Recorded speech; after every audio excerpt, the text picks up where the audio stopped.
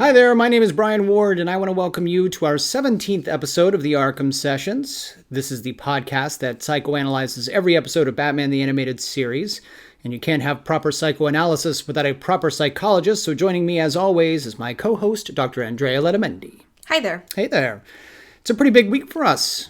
In addition to this fine podcast, you and I, either independently or together, have made a couple of appearances over at other podcasts, including Legends of the Dark Knight, where we spent a bit chatting with Mike and Steve about our show, as well as some other cool stuff.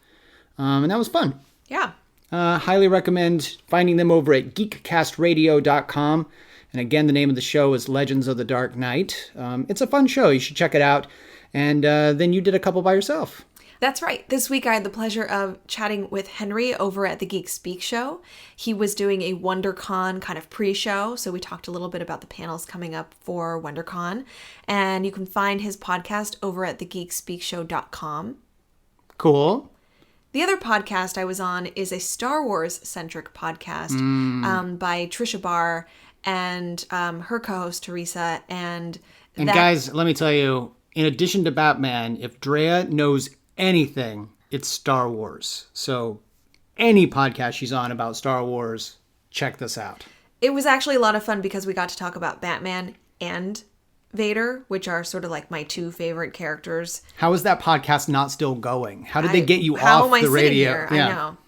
I know. I was also attacked by a cat during the recording of that show, and they edited that out, but that was it was a little bit traumatic. Bloopers. Yeah. So their podcast is called Fangirls Going Rogue, and they can be found on shotglassdigital.com. Awesome. Shotglassdigital. Vodka o'clock, shotglassdigital.com. Drea, I'm sensing a theme with you. You guest star on a lot of... Those are just coincidental appearances. But you know what's later this week. Yes, I do. WonderCon. So we'll be going down to Anaheim late in the week, and then we've got a couple of panels there. We do. So, of course, our panel together is the psychology of Star Trek versus Star Wars. That is Saturday evening from 7:30 to 8:30. And Room 213, I think. That's a good memory. Yeah. I tweeted about it. We are joined by my good friend, colleague, and fellow psychologist, Dr. Ellie Matu. And our guest panelists are Chase Masterson and Kat Tabor. And you would know Chase Masterson as Lita from Deep Space Nine, and then Kat Tabor is the voice of Amidala of Padme from Star Wars: The Clone Wars. So it's going to be a lot of fun going into sort of the psychological depths of these franchises with these two folks. And for more Bat-centric fans, there is a Batgirl panel that I'm on called Batgirl Begins Again, and I will be on that panel with Gail Simone, and Dr. Travis Langley is moderating the panel, and we'll talk about the psychology of this current iteration of Barbara Gordon, aka Batgirl, and her experiences going to therapy, receiving mental health treatment, and struggling with some post-traumatic stress sort of responses from some previous physical and psychological trauma. And when is that panel? That panel is Sunday at 1:30. Sunday at 1:30, and then you've got a third panel. I do. So early Saturday at 10:30 is a panel called The Battle for Multicultural Heroes, and I'll be on that panel talking about the need for more multiculturalism and diversity in the comic book genre. It sounds like it's going to be a pretty great weekend. It'll be a lot of fun. So if you're planning on heading down to Anaheim, which I certainly encourage you to do, check out Drea's panel schedule over at underthemaskonline.com, and please say hi. We'd love to meet you guys. Also, on a pretty cool note, I'm not sure if folks have seen this yet, but if you haven't, you need to check out Bruce Timm's new short film, Strange Days. That celebrates Batman's 75th anniversary. It's loosely done in the style of Batman the Animated Series, but with a flair of Batman's original appearance and sort of the serial noir feel, and it revolves around Batman's attempt to rescue a woman who's been kidnapped by Hugo Strange, who is one of Batman's original supervillains, and Solomon Grundy, and it's just shy of 3 minutes, well worth it. It's Bruce Timm's first time writing, directing, animating a Batman story in a while. So DC Entertainment put it up on YouTube. Definitely worth it. Go check it out. For people that really liked Batman the Animated Series, I felt like this had that classic tone to it. Yeah. And like you said, then you had sort of the Batman version that looks a little different. Yeah, the Bob Kane. Yeah. So, and there's not a lot of dialogue. I know it's a short, but there isn't a ton of dialogue. Most of it is visual. Most of it is action. So it's kind of cool. Definitely adds to the creepy vibe they're going for, the sort of noirish feel. The sepia tone that they're using is pretty great. Otherwise, it's black and white. Mm-hmm. So yeah, I really liked it a lot. So definitely check that out. And then I'm excited to get into this week's episode of the podcast because we're getting back into the real psychological meat. We've had a couple of dud weeks in that the Cat in the Claw. I wouldn't say Catwoman is a dud topic. I did not say she was a dud, but in terms of, regardless of how good those two episodes were, because they were good episodes, not the highest in sort of psychological value. Although we did get a pretty nice look into Bruce's infatuation with Selina Kyle, and then his heartbreak once he learned that she was totally in love with the Bat. No. So that was nice. Mm-hmm. This week, I think, is going to be much stronger in terms of the depth that we can get into. This week, we're taking a look at See No Evil, which was written by Martin Pasco and directed by Dan Reba. This one aired on February 24th, 1993. We start out at night. Shocker. It's Batman, so, we're working at night. It's sort of like I've always said, Drea, if you want to beat the Batman, you pull all of your crimes during the day. Done. Anyway, this one starts out at night. We see a bit of troubling interaction between a small girl named Kimmy and her invisible friend Mojo. Mojo, you came back! And this is a legit invisible friend, not just imaginary. We've seen Mojo lift Kimmy's window, and we've seen... we've heard Mojo give her jewelry, albeit not the jewelry she wants. Now don't worry, I know that what you've really been hoping for is a pearl necklace. What a girl that age really wants a pearl necklace for? I don't know, but Mojo really wants to give one to her. Mojo really wants to give her a pearl necklace. It's one of his big promises. It is. Mojo promises he'll bring you one next time he visits. Okay, I distinctly remember being a child. And I was an incredibly imaginative child, and I spent most of my childhood without many friends. That doesn't surprise me. Nor should it. But I, one, never had an imaginary friend, and B, would have flipped out if a disembodied voice, particularly one named Mojo, came into my room and brought me stuff. And promised you a pearl necklace? Yes. But little Kimmy doesn't. She doesn't flip out. She's totally okay with this. Drea, what is wrong with this girl? There's nothing wrong with Kimmy. I think that they don't say explicitly how old little Kimmy is, but we're gathering that she's probably like, what? 6, 7? Yeah, 6 or 7 years old. Yeah. So certainly at that age, having an imaginary friend is not abnormal, or pathological or anything. And usually the children that have imaginary friends aren't actually seeing, they're not hallucinating. They aren't actually seeing imaginary people. And they acknowledge at least in their own developmental way, that is a construct of their imagination. Right.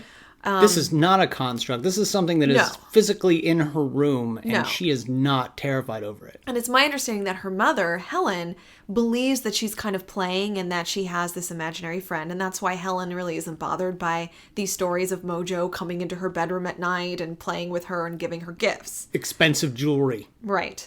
On the other hand, Kimmy, I think she understands this is not her imagination. This is this fantastical, different, unique friend that she has that comes into her room, and there's no fear there.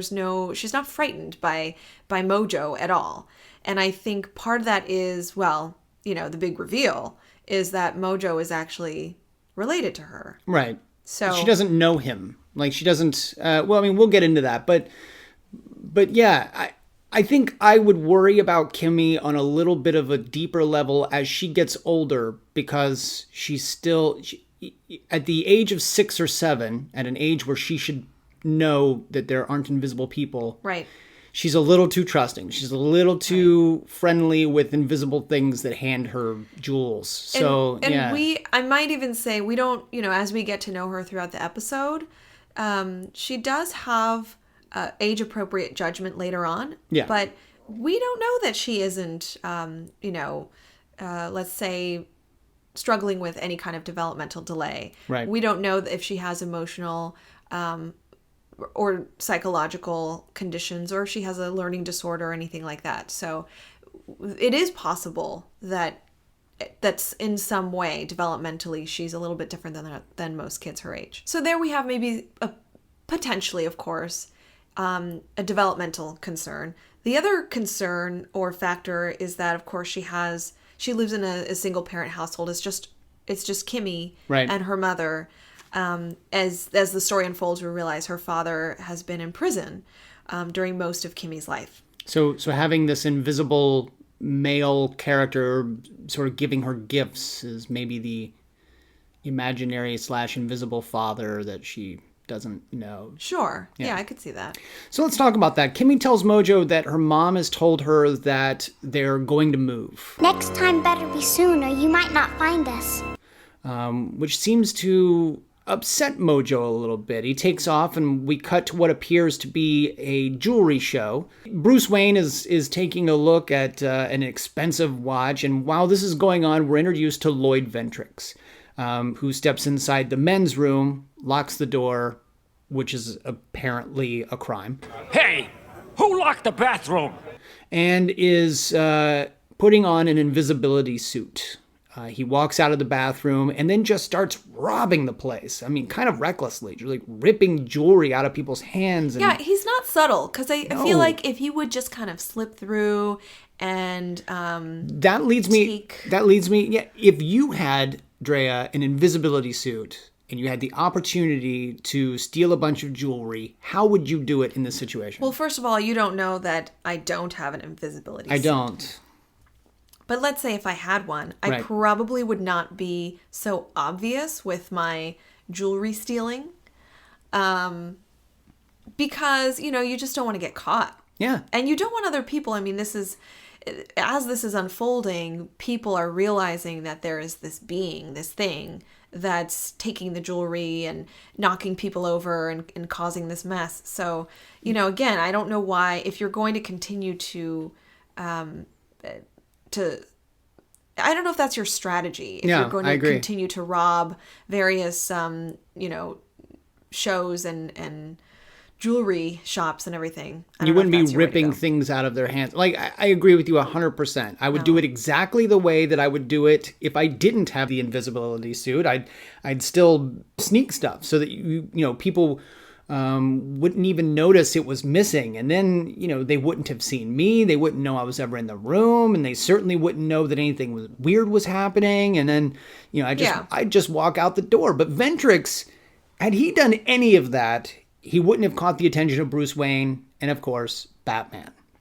Ventrix isn't that smart, though. And he does get the attention of the Bat. And Batman chases him outside into the construction area. Oh, no. Yeah. This is one of those areas where there's a little bit of an animation. You could say it's an animation mistake. They left the second C out of construction. Or you could just say that within the world of Gotham, someone who maybe didn't know how to spell construction made that sign. I like that. It's the construction area. Yeah. Or it's under construction. Batman chases him outside and Ventrix kicks his butt solely because he has the advantage of invisibility. Now, I'm sorry, but this is kind of where Marty Pasco loses me a little. There is no way that Batman would lose in a fight to someone like, say, Jean-Claude Van Damme. But in every JCVD movie, we see him blinded, and then he's fighting people blindly because he can feel them and hear them, etc. But Batman apparently needs to see his assailant. I don't buy it. Regardless, Batman loses his fight with Ventrix and ruins freshly poured cement in the process. It's just unfortunate. Well, this is one of those episodes, like many before, where, Batman is fallible. He's not perfect. He's not always in great shape. And there's always someone there to witness it. There's a poor guy eating his lunch, and he sees Batman fall into the cement. Yeah, I like that. I like that he's sometimes humiliated. He falls. He loses consciousness. He gets knocked out. And it's always some working class guy, like a janitor wakes him up, a construction guy who's just poured cement watches him get his butt beat. Like it's never like a high end, social maven. It's always some construction worker or whatever hanging out watching. Well, and I'd like to think that only some people actually see Batman. Right. Like some, maybe folks that never see him think that he's this mythical thing, and he's, the stories of him are much greater than the reality of Batman. And so it's only these folks that work during the night or folks that are in the streets that really see the true Batman. I just figured out what this episode really is. This episode all happened within the imagination of the construction worker. You stole what I was going to say. I was going to say at the end of this is all just one big, wish fulfillment. For whom? Kimmy. Oh, it's always a kid. I know. It's always a kid with you. Like the kids like to imagine. No, yeah, but I don't for know me, it's all about the construction worker. He was like, hey, you know what happened? I was sitting outside. I just poured cement and I was eating my sandwich. And suddenly I watched Batman get the crap kicked out of him by an invisible man. Like that's sort of what I think. It's the wish fulfillment of the construction worker. The construction worker. Yeah. It's his wish. By this point, we pretty much know that Kimmy's father is Ventrix, and he's the one in the suit. But just in case you weren't sure, he says, she's never gonna take you away from me. He follows her mother to work at the grocery store, and we learn that Ventrix is on parole, and that he has a restraining order against him, and that he has to stay a minimum of 100 feet away from his ex-wife and daughter. Now, naturally, he claims that everything's different, but, she makes her wish very clear. All I want is for you to disappear.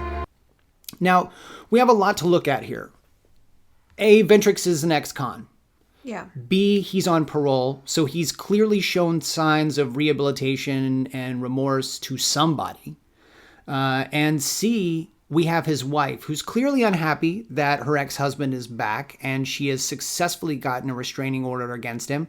But not only that, she's also preparing to move Kimmy and herself out of town, presumably because he's around. Mm-hmm. Let's first talk about Ventrix, the life of a convict. Because I know that so well. You know that so well. But you have dealt with folks who are, sort of in this position. Yeah, I mean, the reality is I have worked with individuals who have been incarcerated, who certainly have been in the legal system, who have broken the law, and certainly who are undergoing rehabilitation or have undergone rehabilitation. But we certainly know that Helen has a restraining order against him. Right. And usually restraining orders surround the idea of protection and safety, that if you're near that person, that perpetrator, you're in harm's way or your children are in harm's way. There is a potential threat there. Yeah. Either domestic violence, either the nature of his criminality was such that, he could not be near his family following his incarceration. There's something there. And I think the message to us is he's an unsafe person. Let's talk about her. Let's talk about Helen, the spouse of an incarcerated. By the way, we want to make it very clear that we're not suggesting that every incarcerated person, is going to go on parole, is going to get paroled and then, kidnap his daughter. But, right. This is a unique case for sure. But let's talk about Helen a little bit, being the wife or ex-wife of an ex-con. He's clearly been in prison for a while because Kimmy doesn't seem to know him Right. And she has done everything she can to prevent her from ever getting to know him. So talk about what she's going through. Well, I think we actually see some pretty healthy functioning from Helen's end and Kimmy's end, which we talked about a little bit. We see that Helen is employed. We see that Kimmy is in school. We see that they have a home, that they're ostensibly financially stable, at least within the limitations of the episode. Right. We don't see substance abuse. We don't see, mental health struggles. We don't see financial struggles. These are kinds of things that we would look for when we wonder, what is the impact of having this parent separated or incarcerated and leaving this family, on their own. So the breakup of the family, or, the original family, hasn't, at least from what we see, impacted Helen and Kimmy to a great extent. Right. We talked about Kimmy a little bit in the sense that, sure, she believes that this invisible person is real. But other than that, we aren't seeing what we might be worried about in terms of having or experiencing parental loss, or a parent being incarcerated, or any similar type of trauma. So let's talk about that. What would you be afraid of? Like what would be telltale signs of a problem? Well, when it comes to a child. Yeah, well, something you would look for is, mood problems like depression, isolation, feeling helpless or hopeless. If they're a little bit older, children and youths feeling like suicidal or experiencing thoughts of wanting to harm themselves. Other things we might see would be like having nightmares or intrusive thoughts about this family breakup or the loss of a parent.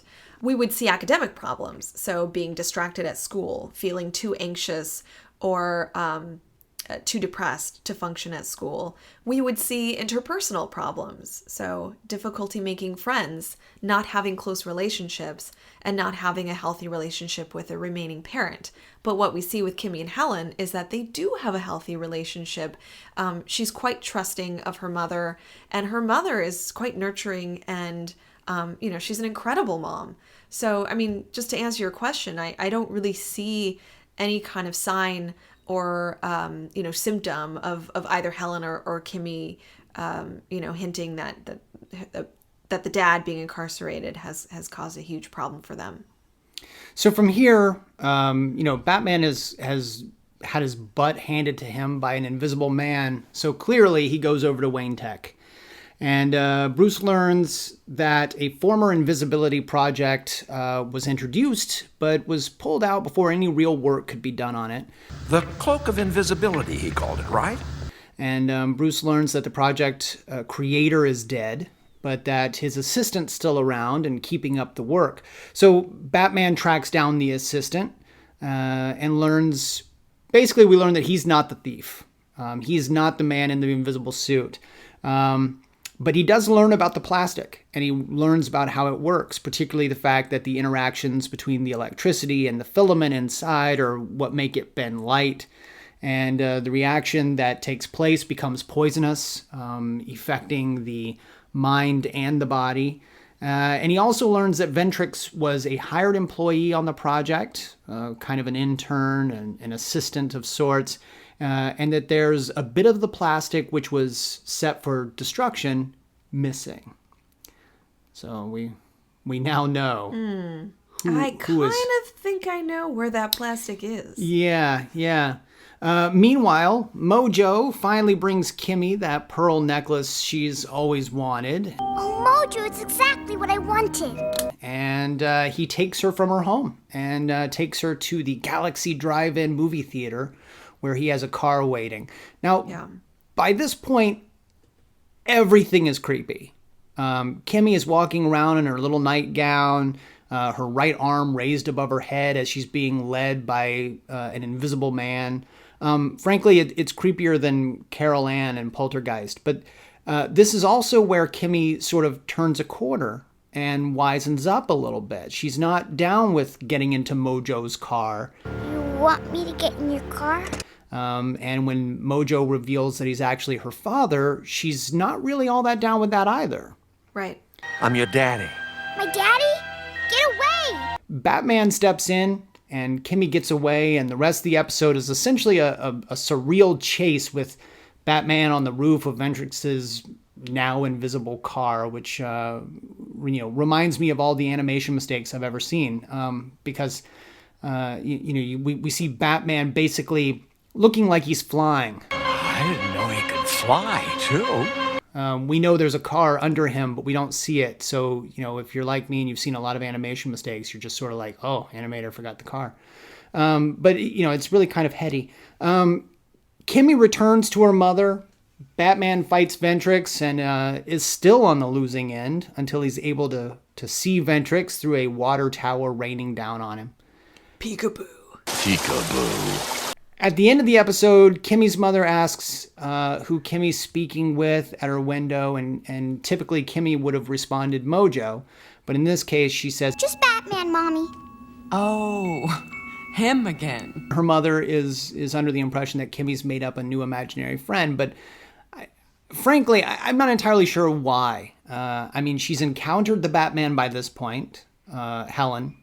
Has encountered the Batman at this point. He actually, earlier in the episode, confronts her about Mojo being the, her ex-husband and potentially a threat to Kimmy. Right. And so, but I actually interpreted her kind of humor at the end of that episode as saying, she acknowledges that it probably is Batman.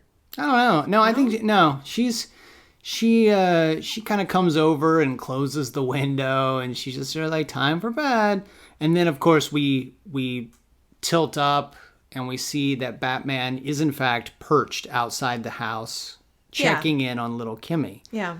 Now, one really cool thing about this particular episode, full of guest stars, or would-be guest stars. Michael Gross is playing Lloyd Ventrix. Children of the 80s would certainly remember him as the father of Alex P. Keaton on Family Ties. Ken Howard, star of The White Shadow, is Harkness. Brock Peters, who some would know as the man on trial in To Kill a Mockingbird, and others would know as Admiral Cartwright from the Star Trek films, plays Lucius Fox in his first appearance on the series. And Jean Smart from Designing Women is playing Kimmy's mother, Helen. Kimmy herself is played by Elizabeth Moss, who would later ditch the Z for an S and go on to play President Bartlett's daughter, Zoe, in The West Wing, and now stars as Peggy Olson in Mad Men. Wow. Yeah, so this one is full of people who were pretty big names at the time, and then others who would later become pretty big names. So it's kind of interesting.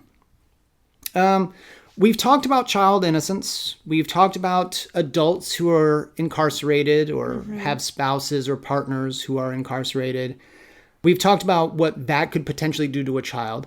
Now let's talk about invisibility. This is all speculative, of course, but one thing that always comes to mind when someone brings this up is how H.G. Wells dealt with his character Griffin in his serial novel, The Invisible Man. And how Alan Moore turned that character into even more of a madman in the League of Extraordinary Gentlemen. But, really these are all modern tales of Plato's Ring of Gyges, which was a mystical ring in Plato's Republic that allowed its wearer to become invisible. Just like the ring in Lord of the Rings. Yeah, sort of. I mean, that ring did turn you invisible. The Ring of Gyges does something a little more...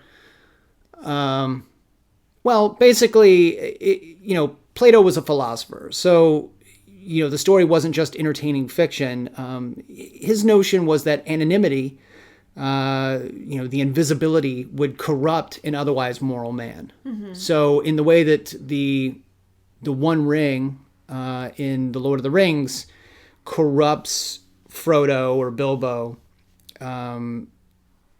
mentally, it's sort of the ring is doing that. Right. In Plato's vision, it was that this guarantee of not being seen and thus not being caught or punished would cause this person to do horrible things. It's not so much that the ring is what's corroding the wearer's morality. It's serving more to the point that morality itself is sort of a human construct. Now, we've talked a little bit about how masks open up possibilities for their wearers, Right. In previous episodes. Is this invisibility clause, for lack of a better word, an extension of that same concept? Does anonymity corrupt? Yeah, well, philosophers were on the right track because later social psychologists did some pretty groundbreaking research to find that anonymity did impact inhibitions in the sense that it lowered them, of course. And people do behave in different ways, maybe in more subversive ways, in uninhibited ways, if they were not in that anonymous place, would not do so. Gotcha. One of the reasons is this thing called de-individuation. Oh. So this is the concept of basically losing your self-awareness and not being able to be identified. So it's wearing a mask or a costume or physically being cloaked by invisibility, if you will. De-individuation can happen in a couple of ways.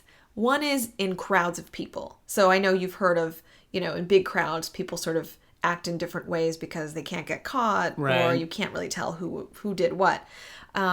The other way that's sort of rioting, yeah, that kind of rioting, or the lynch mob mentality, or rioting. Totally, yeah, totally.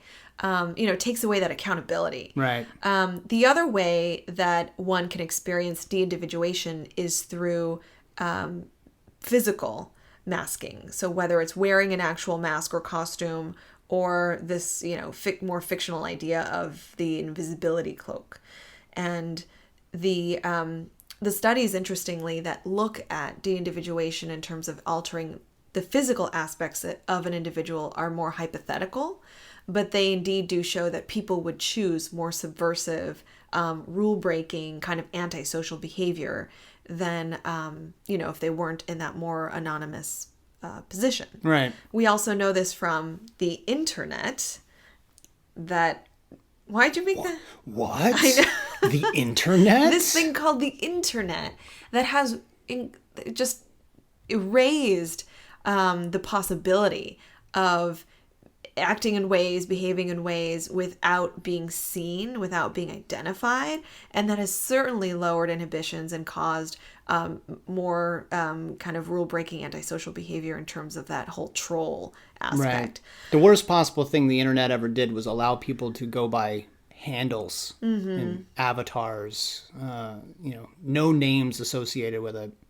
Right. So this interactive classroom exercise that professors and some social psychologists have kind of played around with is called Robbers in the Classroom. And what they do is they ask the question to participants of their study or to the class, if you could do anything humanly possible with complete assurance that you would not be detected or held responsible, what would you do? Okay. So Brian, what would you say? I do not know. Nothing you can say on the air, I guess. Well, nothing that, I've never really had a desire to like steal things. Like I've never had that impulse. There are things I want. There are things certainly that I covet, but I've never like, oh, if I could steal that. And I wouldn't do anything physically, violent or anything. Like I'm not that kind of. I don't know. It's something that I would think about. Yeah. Well, in this classic exercise, students are asked to actually turn in their answers, anonymously without identifying themselves. And then what this researcher Dodd found is that there are 11 kind of different categories of content that people responded to for this question. Aggression, charity, academic dishonesty. What would be academic dishonesty? Like cheating on tests and so forth. Right. Crime, escapism, political activities, sexual behavior, social disruption, interpersonal spying, and eavesdropping. Now it's interesting because you started that list out with like charity. So certain people would choose good things to do with their anonymity. Yes. Oh, because my mind immediately goes to the negative. Like me too. What would you get away with? Me too. Which we'll get at in a second. I would probably go with the interpersonal eavesdropping, and like I'm a people watcher. So if I could do that without anyone actually seeing that I'm a people watcher, like I go out to the mall and I enjoy like just sort of observing people. Yeah. So last week when I was attacked by a bird, you would have wanted me to be sitting there. I would have watched that. Yeah. The other ones are traveling. Mm-hmm. And this sort of other category, which, the catch-all Traveling. category. That's like you're too lazy to get a passport, so you sneak onto an airplane. Like, why would you not need to be seen or known if you're traveling? Answers were also categorized as pro-social, antisocial, and something called non-normative. Non-normative isn't necessarily good or bad. It's just violating social norms, without necessarily helping or hurting someone else. Does that make sense? Yeah.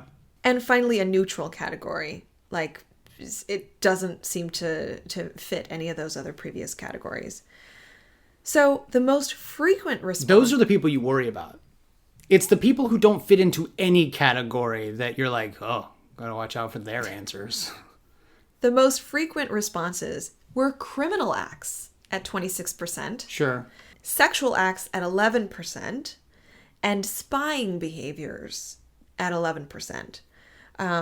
And the most common single response was to rob a bank. So people, okay, I'm fascinated by this, and now you've totally got me on a tangent. Okay, so, or the percentage of people who would just rather watch is the same percentage of people who would commit sexual acts. Right. And that's a broad category, sexual acts. There's no assumption there that those are, I don't know. What else could you do if the point of the exercise is not being known or caught? Mm-hmm. Then there's some sort of, I guess, quote unquote deviance there, right? Mm-hmm. But then robbing a bank is the number one answer. Yep, that's the top answer. And in fact, the results revealed that 36% of the responses were antisocial, compared to 19% non-normative, 9% pro-social, and then 36% just neutral, didn't really fall into that. And I'm guessing of all the people who chose to rob a bank, they would probably choose to do it quietly and secretively, not running not in, flailing about grabbing bags of money right. out of people's hands. Right. But what David Dodd essentially found is that more than a third of the participants would participate in what's considered like antisocial behavior. So what you're saying is the de-individuation doesn't always bring out the negative or antisocial right. just a lot of the time, a right. third of the time. Right. It may influence or facilitate that kind of behavior because, as we talked about, there's no consequences or repercussions. Mm-hmm. On the other hand, there is some research to show that that de-individuation doesn't lead to aggressive or hostile or rule-breaking behavior. For instance, another researcher showed that by ushering a bunch of participants into a dark chamber or room with very little light, mm-hmm. And telling them you will be left in the room for no more than an hour with some other people, and there are no rules as to what you should do, together. Mm-hmm. They're told at the end you will leave the room alone and you'll never meet the other participants. Oh. So you and 7 strangers of both sexes spend the next hour together. True story. True story. Yeah. And so what do you think would happen? Make out session. be like 7 minutes in heaven. Not really. Oh. In the original experiment, participants who spent an hour in a dark room ended up talking very little, but the majority of them intentionally touched someone and half-hugged another. Very few... half-hug? Sorry. Look, it's dark in here. We're only going to half-hug. Sorry. 90% intentionally touched someone and 50% hugged another. Very few participants disliked the experience. In fact, most volunteered to return without pay. So what that study showed is that the anonymity actually increased intimacy and closeness, mm-hmm. but, not in that kind of like antisocial, aggressive, and subversive way. They didn't really talk about it either. Like you said that most of them sort of kept quiet. Not a whole lot going on. Yeah, they actually did the study with participants in a lighted room and found that there was more conversation in that room. But in the dark room, while there was minimal conversation, the conversation dealt with more important things. So not small talk, but like more personal things. And like I said, there was more intimacy, touching and hugging. If you were in the dark for an hour with complete strangers, like, what would be the first thing you said? I'd probably say, hey, we're going to be here for a while, so let's talk about some boundaries and limitations, and then let's make the most of it, and I don't know. How can you make the most of it if you're in a room that no one can tell who you are or what you're doing, or, you just told them they can't make the most of it. I think it's one of those things where you end up, like, people's personalities end up being, very hyper. Like, I think it heightens the other aspects that are not physical. Right. And so people's personalities. You're such a clinical psychologist. Oh, jeez. If anyone's interested in reading more about some of these studies on anonymity and de-individuation, one of the articles is actually called Deviance in the Dark by Psychology Today. The other one, the previous one I mentioned, is called Robbers in the Classroom, a De-Individuation Exercise in Teaching of Psychology. And that's an older paper back in 1985. Oh, what did they know? What did they know? They knew a lot. It's the 21st century now. You think those numbers would have gone up or down? Do you think they'd stay the same 20 years later? That people would still rob? Yeah, 30 years later. Do you think that it's still just a third of people would do negative things? Or, like, do you think the fact that it's 2014 right now would change those numbers? It's interesting. I don't know, but I think robbing a bank, to me, while it's rule breaking and illegal, it also, I don't see that as necessarily being too harmful, because the people that chose that, if you think this through, wanted to gain access to resources, money, and do better for themselves. So it's sort of like, if I could do something that it would put me in a better situation but wouldn't necessarily harm anyone else, it would be to rob a bank. So what you're saying is, in cases, it can be problematic to give someone anonymity, to give someone invisibility. It can be, yeah. This worries me a little bit because I'll tell you why. I like to talk a little bit about real life when discussing these episodes, and it turns out that we're not terribly far from something that could render its wearer invisible.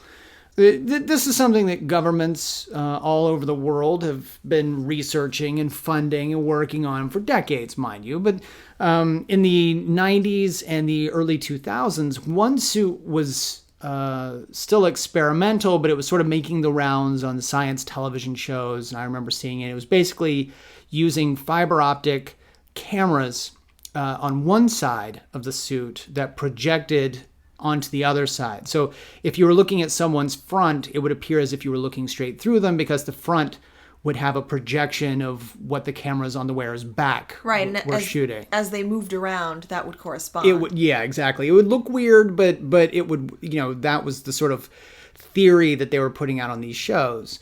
But this idea of bending light, though, it's something that really isn't so far away. Just in the last few years, both Duke University and the University of Central Florida have each announced that they've independently created prototypes for stuff like this. In the case of the University of Central Florida, they've created a material by basically printing this fine silver and composite fishnet-like mesh onto a flexible material. And this sort of layered grid pattern, combined with the material that the grid is made of, allows the control of visible spectrum light. So what we can see. So by controlling how the light is spread across the material. The impressive thing is that they've managed to print this stuff onto a 4 square centimeter piece of fabric. So it's still small scale, but considerably larger than it's ever been before, which is both fascinating and a little scary if you think about the kind of person who would eventually be wearing this suit. Mm-hmm. So if Plato is correct, and that even the most moral of people can be corrupted by invisibility, I don't know who I would trust to get into a uniform or a plane or, anything else that could be rendered invisible. So I don't know. It's, Well, and to tie it back to the episode and kind of look at the motivation of Ventrix, he wasn't necessarily engaging in hostile, violent, aggressive behavior. He was actually stealing the jewelry in order to provide for his daughter, and eventually, yes, he kidnapped his daughter. Yes. But I think he would have done that without the invisibility. Yeah, what's interesting is the idea that the plastic was poisoning his mind and his body. I don't know that Ventrix was really affected by the poisoning of his mind so much. I think we were pretty much seeing the man as he probably would have been without the invisibility. Right, I agree. He didn't seem to be bothered by the idea that this plastic could poison him. Yeah, he even really said he didn't care. Yeah, he just wanted to be reunited with his daughter. Right. And so, I'm not saying that behavior is acceptable, but I'm saying that from the psychological standpoint, you can understand that what his wishes are is to have that close relationship with her. Right. And so he goes around it in a very, unfortunately, in a bad way. Yeah. So, Drea, any final thoughts on See No Evil? I think I like the part at the end where Batman is looking over little Kimmy, and I think that, I don't know, it's kind of a cool message. We know that Kimmy and Helen are going to be just fine. It really kind of, I don't know, it kind of gives this acceptance toward single parent households and the idea that they can be perfectly healthy and safe. And that's another question that I sort of, in 17 episodes, we've seen at least 2 children of single parent households. Yeah. I like that it ends in the way that, Kimmy, they don't rehabilitate him, and the dad doesn't reunite with him. They're not reunited with another male figure. Right. They're just fine as they are. And on top of that, Batman is connecting with Kimmy somewhat in the idea that maybe he's checking in on her. Right. And or at least letting her know that he will be watching, that he'll be protecting. I don't think that she's necessarily going to be his buddy, but I think he's assuring her, letting her know that he'll be around.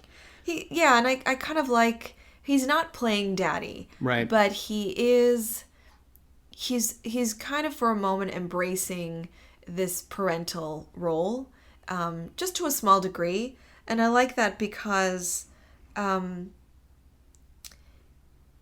know, a lot of times we see him as someone who's not connecting with other people, especially children. Mm-hmm. And now this is, I want to say, at least the 3rd time we've seen him connect with a child and be in that real protective role.